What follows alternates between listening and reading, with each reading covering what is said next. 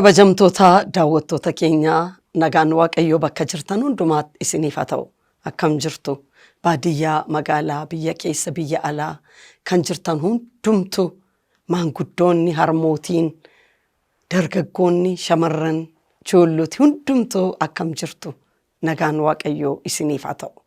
Nagaa keenya isiniif dhiyeessaa sagantaa maaddii maatii qabannee isiniif dhiyeessineerra.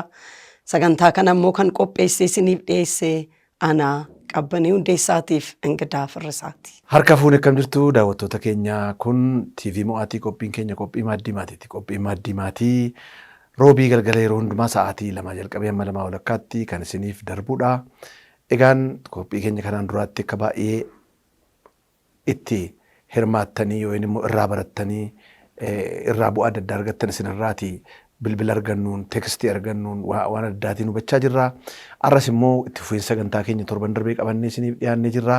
Egaa sagantaan kun anaaf Qabbanee warra qopheessitootaan iyyuu akkasitiin akkasin bira gahaa jiru kan gochaa jiru. Ogeessa galeef kaameeraa immoo suuraa ishee dhibbisaas nu waliin istuudiyoo keessa jirti.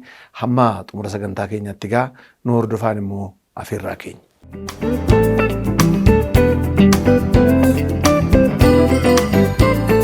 Tolegaan daawwattoota keenyaa guddaa isin galateeffachuu barbaanna.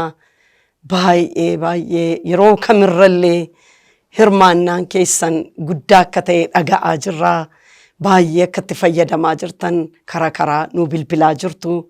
Nullee baay'ee amilee argannee nutti tolee waaqayyoof galata galchaa jirra. Waaqayyo ulfinaa fudhatu.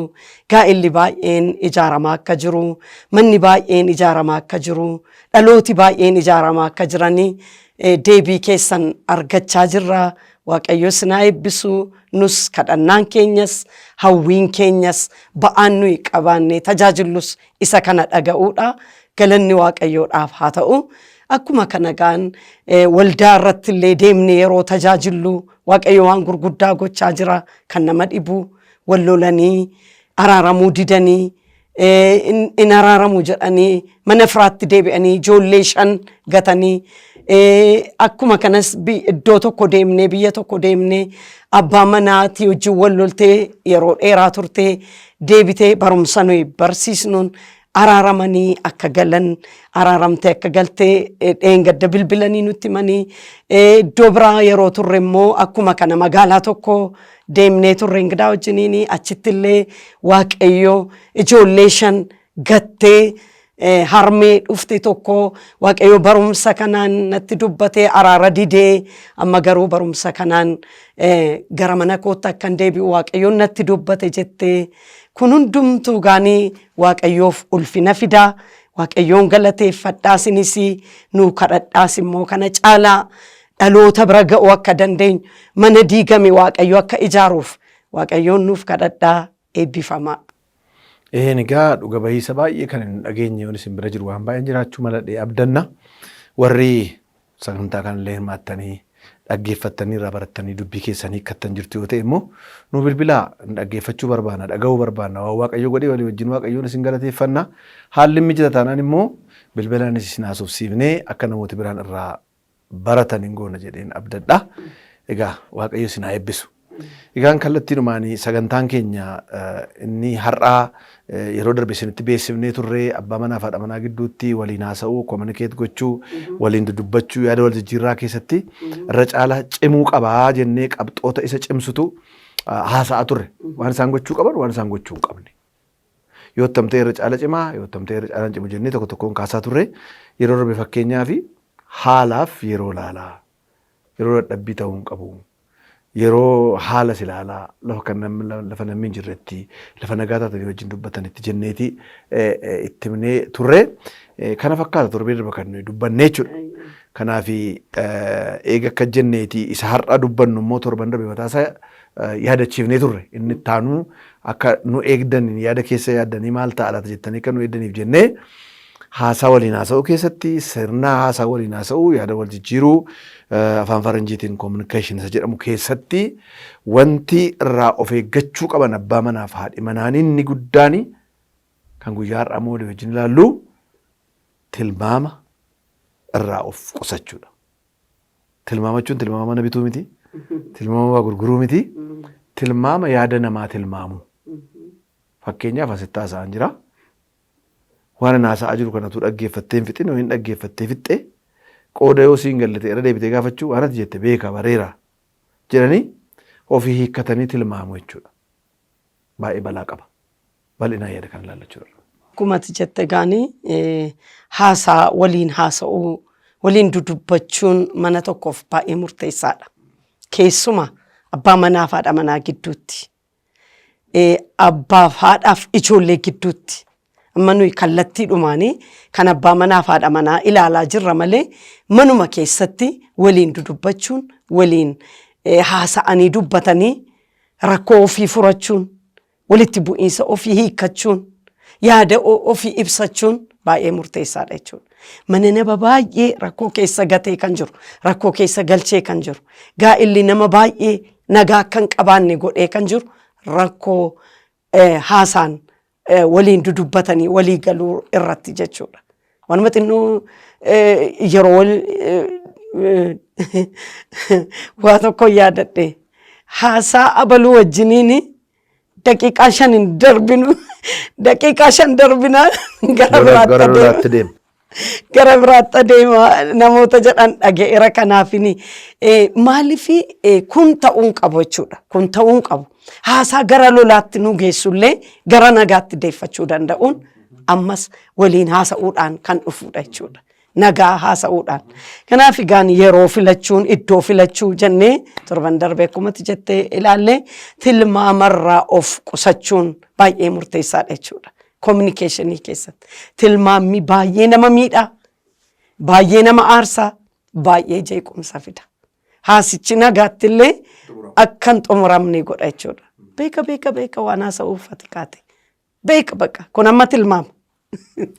Waan ati jechuu barbaadde beeka jennee akkasitiin haasaa jalqabna taanaan haasaan sun ittiin fufu jechuudha. Kanaaf yeroo communicationii haasaa keenya yeroo waliin haasa'uu dudubbannaa keenyatti tilmaamarraa of eeguun of qusachuun baay'ee murteessaadha jechuudha.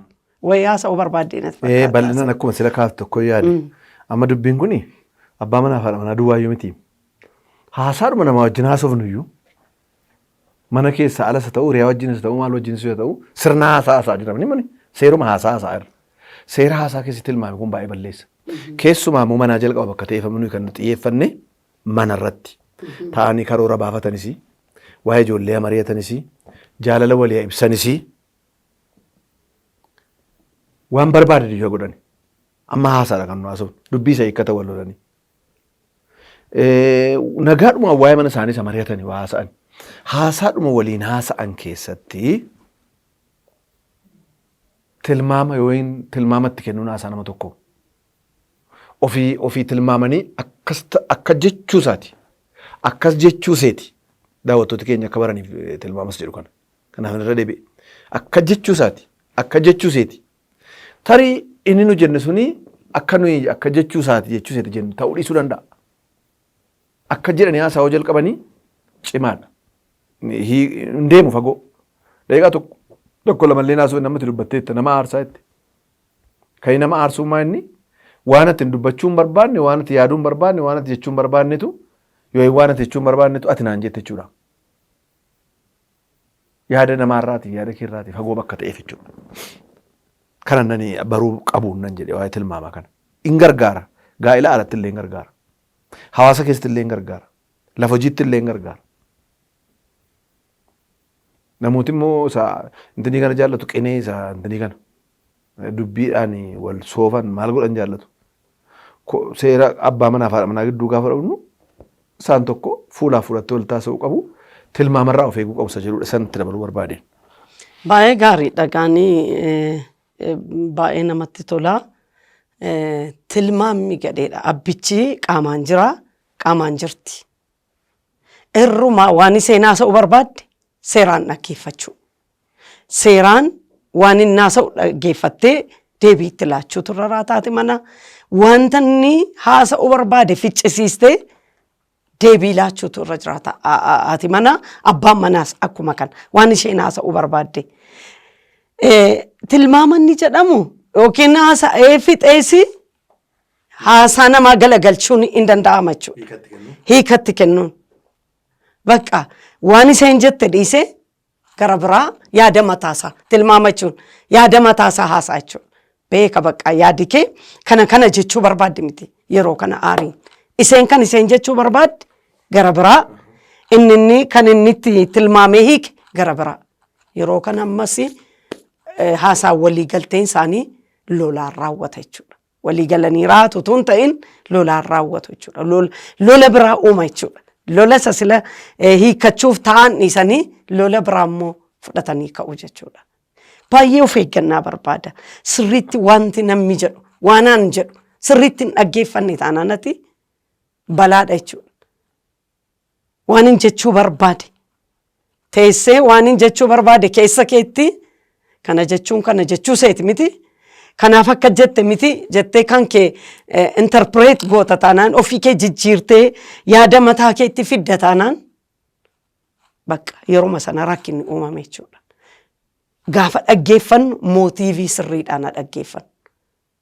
Yoos tilmaamarraa of eegganna jechuudha. Mootiiviin ni jedhu keessa nagaadhaan yaada sirriidhaan ilaalcha gaariidhaan wal dhaggeeffachuu. Amma yeroo baay'ee ilaalcha aariitiin wal dhaggeeffannaa. Ilaalcha maal jechuun immoo barbaadde immoo maal jechuun immoo barbaade jennee negatiivii faallaa gaarummaa qabannee dhiyaanna taanaan tilmaama keessa galla jechuudha. Tilmaamni immoo baay'ee gadheedha. Waan namni hin qabne fuunee keessa keenya jechuudha. Yaada abbichi hin qabnetu keessa kaa'aa jirra jechuudha. Yeroo kana baay'ee nama aarsa bakka. Yeroo tokko immoo akkam taasisti fakkaate. Kunuma dhaggeeffata. Nama dhaggeeffatti. Dhaggeeffataniis fixaniitu. Waan ati jette naagaleera.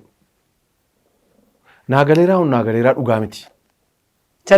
Isa dubbiiti. Hiikanii fixaniiru keessa fiitti.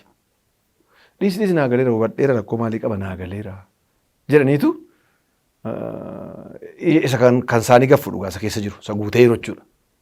Isa isheen dubbatti sanaaf yoo isa dubbatti sanaaf wanta keessa isaanitti qabatan sana naagaleeraa sana maaltu sii gadi deemee itti fayyadaman egaa nagaa miti. Maal nati kana jette hin gadda kana jennaan kanaaf kana jettamini deebitee dubbiin rukutuuf akka jettamini yoo inni immoo kana gochuuf akka jettamiti waliin jedhaniiti sirni communication sirni haasaa walii galu suni hin badaa jechuudha. Yeroo tokko immoo ammas achi keessaa waa baay'ee qaba kun. Naagaleera bakka isanis innis immoo sun immoo haasaa koon fudhattu na tuffattisa jedhus immoo nargiisa deebi'anii seeraan naagaleera jedhanii yennoo waan tokko tutti kennan dhiisanis jechuudha. Kanaaf akkas akka hin taaneefi tokkoffaa keessa nagaadhaan yaada nagaadhaan dubbii ijoo ta'e yaada gaarii ta'e hojii jirra bakka ta'eef xabatti hin jirru bakka ta'eef dhaggeeffachuu. Hin galleef taanaan hin hubanne taanaan naa hubatamuu dide taanaan dubbiin kun keessattis immoo wanta jechuu barbaadame dubbii dhokataa of keessaa qaba yoo hin jedhe mee dubbii kanarra deebi'ii naa ibsii. Haasaa keellee dhaggeeffadheera. Isee atachi keessatti akkas akka jette yoo inni atachi keessatti akkas akka jette kuni maal jechuudha? Amma gaa inni akka jedhee gaafatus yaada qullaa qabaachuu qaba. Ta'uu baannaan inni sun maal ta'a? Achi keessaa qottee see fuutee dubbii goote miti jechuutti ka abbaan gar tokko immoo sammuu qullaa laphee qullaa naasaa waliin hin goone taanaan jarri kun tilmaami kun iddoo dhanna baala. Siriidhuma isaa jechuudha. Haadhi manaan koo anaa wajjin abbaan manaan koo anaa wajjin nu waliin keenya sammuu qullaa yaada qullaa kan nu haasofnu mata duree barbaade ta'u. Walitti buunee dubbii hiikkachuu ta'u. Waa'ee ijoollee ta'u garuu yaada qullaaf sammuu qullaa hin taane taanaan kanaaf turuu abbaa manaa fi haadha manaa wal taraarsuu irratti baay'ee rakkina. Iseen haasaasaa eeddii inni haasaasaa eegeetu dubbii kanaan dura qaban rikoordii tuullataniin dhaqanii tilmaamaniitu isheenis deebii sirriin maal dhageera miti waan inni jiru amma dhageenye kan jechuun isaa akka jechuu isaatiin. Isheen innis immoo akka jechuun seeraa sana kaaftee akka jetti jedhu. Kanaafiyyuu tilmaama kana balleessuuf tilmaama irraa of qusachuu fi garaa qullaaf sammuu qullaa yaada qullaadhaan haasa'uu danda'u nama jiraata jechuudha. Laphee keessa dubbii kennee sammuu keessa dubbii kanaan duraa walitti kuufannee kennee tilmaamarraa of eennaa haasa'amutti hiikan laannu jechuun baay'ee cimaadha. Achirraa ka'a keessa ofii keessaa ka'a jechuudha. Kanaan dubbachuu barbaadu. Baay'ee rakkisaadha.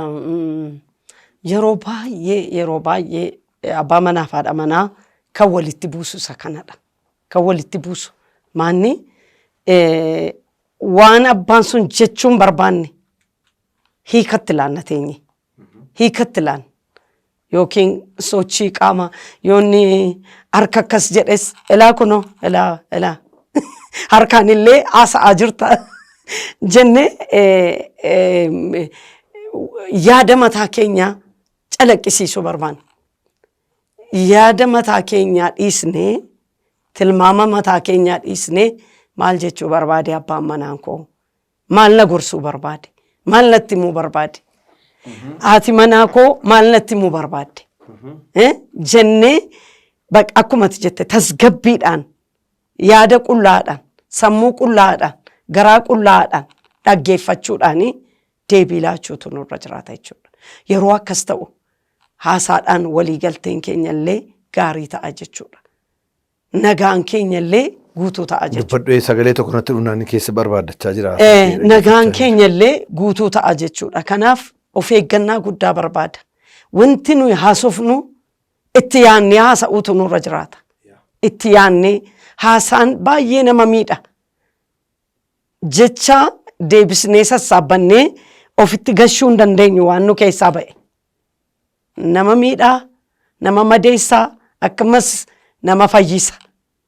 Haasaan keenya haasaa nama fayyisu ta'utu irra jiraata. Deebii nu ilaanu tilmaamaa nutu hin ta'in deebii nu ilaanu haasaa tilmaamaa dubbii tilmaamaa ta'uu dhiise haasaa fayyisu. Haasaa tokkummaa ijaaru.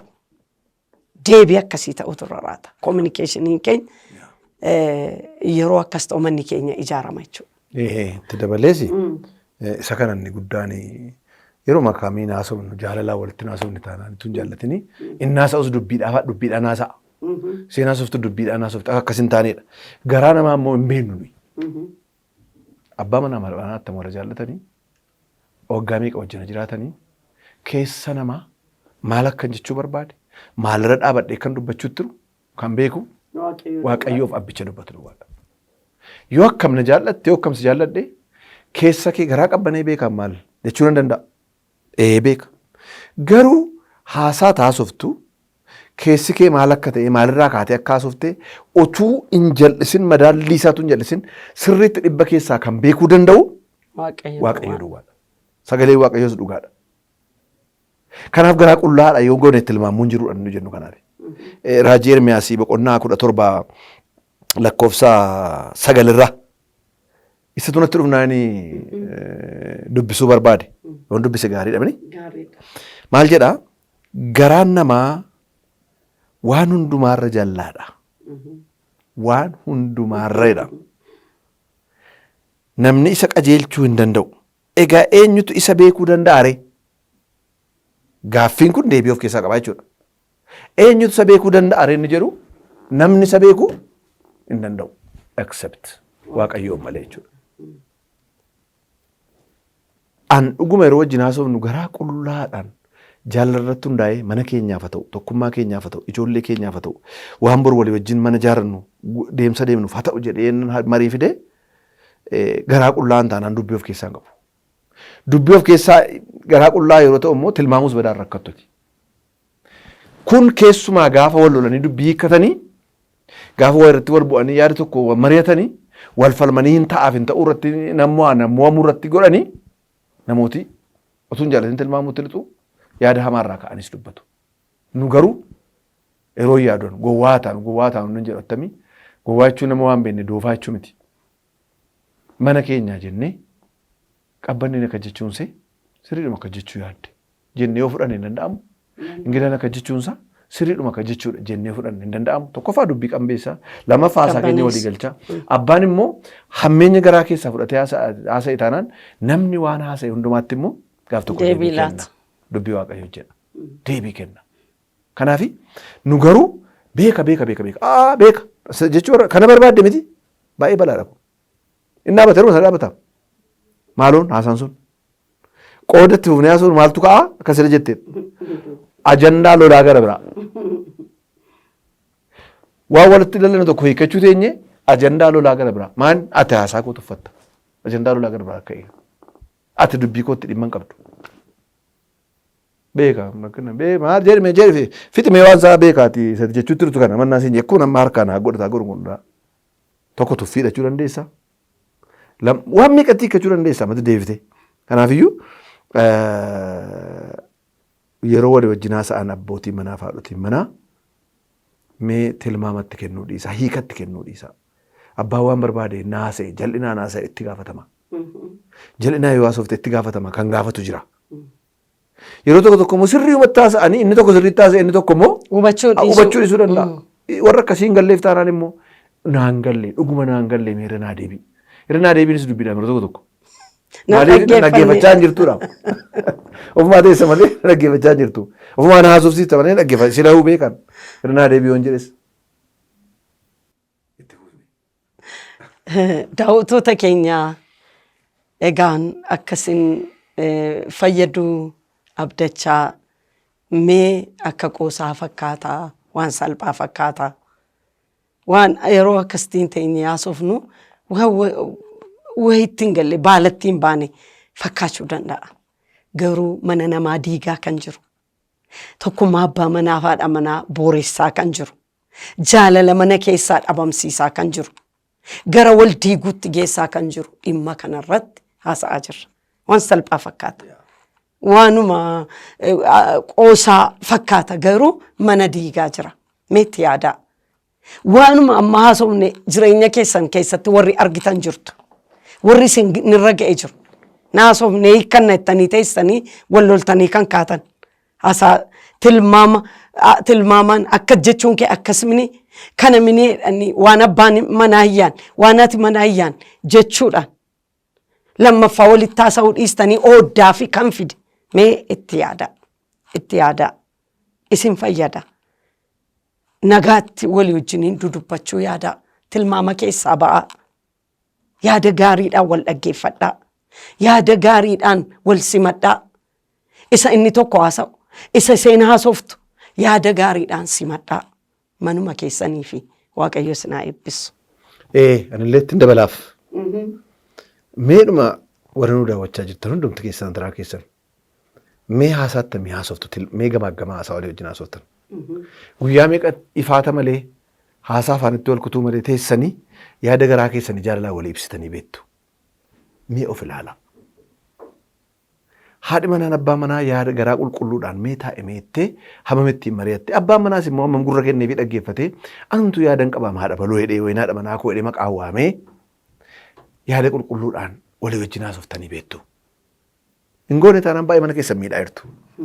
Maanni gaa'ela jechuun dhaaba of danda'edha. Isaan afaan Amaariffaan taqwaam jedhanidha. Inistituutii of danda'edha. Dhaaba namni keessa jiru, qabeenyi keessa jiru, caaseffama kan qabu, bulchiinsa kan qabu jechuudha. Ijoolloti jiru, haadhi manaa jirti, abbaan manaa jiru, horiin jira, manni jira, wantalli jira, irraaf jalummaa waan baay'ee qaba. Dhaaba tokkodha. Kanaafiyyuu akka guddina isaatiif walta'iinsi isin qabdan jaalalli isin qabdan akka furdatuufis illee waliin haasa'uun baay'ee barbaachisaadha. Jalqaba irratti yeroo sagantaa kana waa'ee haasaa fillee maalii fi namoota baay'eetu waliin haasa'u. Haasaa moo waliin haasa'ani? Haasaan isaanii midhaan ni jira. Harka dhiqachiisu midhaan nyaachuu bakka bahee sokku. Galgala danna dhabee nan ciisaa. Achii kee immoo ganama immoo ijoollee jechuun isheen immoo ijoollee kana fuudhaa sana fuudhaa jechuun kanarra darbu haasaadhuma qabanii. Kun immoo amma akka isaan miidhaa jiru adleetu maaltu akka isaan miidhaa jiru immoo qabxii gara 5 tokko torbanoota darbe taasifne qabxii 6 marraa. Kanaafiyyuu narraa immoo maanni mee hin tilmaaminaa yeroo teessanii haasoftan. Akka jechuu isheeti miti akka jechuu isaati miti hin jedhinaa hin beektanii keessa namaa. Abbaan sun garaa qulqullaa hin haasofne taanaanis immoo waaqa gaafataati. Isin garaa qulqulluu wal dhaggeeffadhaa. Isin hin galle immoo taanaan qooda irra tilmaama keessanii lola garbiraa ajandaa garbiraa bantanii. Maal jechuudha laa seenaa haasofte keessaa naa ibsimeera naa deebi'ime naa hin galle maaloo jedhaa. Dhuguma hosin hin galle ta'e dubbiidhaan mitinis. Warri immoo irra naa deebi'aa jedhanis immoo haasaa kootu uffattamanii kanaaf hin jedhinaati irra deebi'aa fi akka galuuf itti ibsaa. Yookaan goone waamti walitti raawwatu sun jiru nagaa jira. Si'a tokko ittiin haasa'anii baranii immoo wal dheebotuyyuu yoomtee nyaasofnaa waa'ee mana keenyaa inni yoomtee naasofna waa'ee walii keenya waa'ee jireenya keenya waa'ee bo'ee garee keenya jedhaniyyuu wal hawwuutti ka'u akka ta'eefi dhaamsa kanaa. Kan si dhibu waan tokko dubbachuu barbaada asirratti haasaa maasofte keessa mana nama baay'ee rakkina keessa kan galchee waliin dudubbachuu dhiisuudha. Waliin dudubbachuun mana namaa, mana jaalalaa, mana nagaa, mana gammachuu godha. Ijoolleen keenyallee akka nu hawwan godha jechuudha. Abbaan manaa fi haati manaa ta'anii waliin dudubbatu taanaan walitti hiikamaa deemu, wanti dhossaan isaan gidduun jiru, fedha isaanii, dallansoo isaanii, miira isaanii, waan barbaadan hundumaallee iftoominaa walii wajjiniin haasa'aa deemu jechuudha. Irra caalaa abbaa manaa fi haadha manaa walitti butee tokko godha jechuudha. Walii wajjin mari'achuun, walii wajjiniin haasa'uun abbaa manaa fi haadha manaa. Yeroo haree xiggii mataasaa gola mataasaa keessa dhaabbatee achuma yoon haasa'e immoo kana ta'a, yoon haasa'e immoo akkas ta'a, kana jetti sana jedhaadhaan yeroo jedhanii irra caalaa walirraa fagaachaa deemu. Garaan isaaniillee walirraa fagaachaa deemu. Akka ormaatti wal ilaalaa deemu jechuudha. Abbaan manaa orma ta'e jechuun, haati manaa orma taate jechuun eenyutu fira ta'a? Eenyullee fira ta'uu hin danda'u. Maaliif isaan qaama tokko gatii ta'aniif. Kanaaf yeroo walii wajjin haasa'aa deeman irra caalaa iftoomina argachaa, irra caalaa waliif ifa ta'a. Bakka yoo aara walitti himaa, yoo walitti dallananii walitti gadda walitti himaa deemu jechuudha. Gaappiin gidduu isaaniitti hin argamu. Banaan hin argamu jechuudha. Wanti diinni gidduu taphatu qaawwaan hin jiraatu jechuudha. Kanaaf isa kanarratti hojjechuun kan abbaa manaa fi haadha manaati. Ammas dhaamsan qaba daawwattoota keenya. Mana keessatti warri waliin oodaa jirtan, warri walitti naasofne, alaa naasofnaa hiriyaa wajjin lafa hojiitti naasofnaa, manatti garuu haadha manaatti naasofnu, abbaa manaatti naasofnu. Naasofnu yeroo immoo loqodii iddoodhaa iddootti hiika biraa qabaata. Walii wajjiniin hin dudubbannu taanaan. Naasofnu ni jedhamu iddoo biraatti fudhatama godhatee iddoo biraatti kan hiika biraa qabaatu jira. Walii wajjin hin dudubbanne taanaan. Baay'ee rakkoo keessa jirtu. Deebi'aa. Mana keessan mana nagaa godhaa. Ofiin mana keessan diigaa jirtu. Abbaan manaa fi haati manaa walii wajjiniin taphanne taanaan. Walii wajjiniin hin dudubbanne taanaani du'aatu wal bira jira jechuudha. Dhiifa manaa godhaa jecha kana jecha cimaan fayyadami. Du'aatu wal bira jira. Maaliif beektuusin biyya lafaa irratti duwwaadha abbaa manaa fi haati manaa kan jedhu. Biyya waaqarraa irra hin jiru. Du'a booddee hin jiru. Abbaa manaa fi haadha manummaan. Kanaaf asumatti bakka waan itti jiraachuu qabnu irraa duunee jechuudha. Waliin naasofne taana. Waliin fedha keenya walitti himnee dallansoo keenya waan barbaannu waan gochuu pilaanii keenya hundumaa waliin naasofnu taanaan du'aa lamatu wal bira jira jechuudha. Har'a Waaqayyoo du'aa kana lubbuutti haa jijjiiru maqaa Yesuusiin. Mana keessan keessaa waan du'ee jiru Waaqayyo jireenyatti jiraachisuu haa jalqabu maqaa Gooftaa Yesuusiin. Waaqayyo isin haa eebbisu. Baay'ee nama tola gaa. Yeroon keenyas dhumeera bakka ta'ee fi torbee itti fuuna wanta kana akkuma ati jetteedhaan dubbanna taana waan baay'ee nama dubbachiisa. Abbaa manaa fi haadha manaa waliin oduu jechuun cimaadhaan natti cima. Amma waliin oduu miti nu haasofnu. Haasa'umti keessa dheewu garas walii wajjin haasa'aa kan nuti jiru. Walitti mi'aawutu irra. Yaa exactly. Isa biiroorra isa eessaarra isa maalirra haadhi manaa fi abbaan manaa haasaan isaanii baay'ee walitti mi'aawu qabu.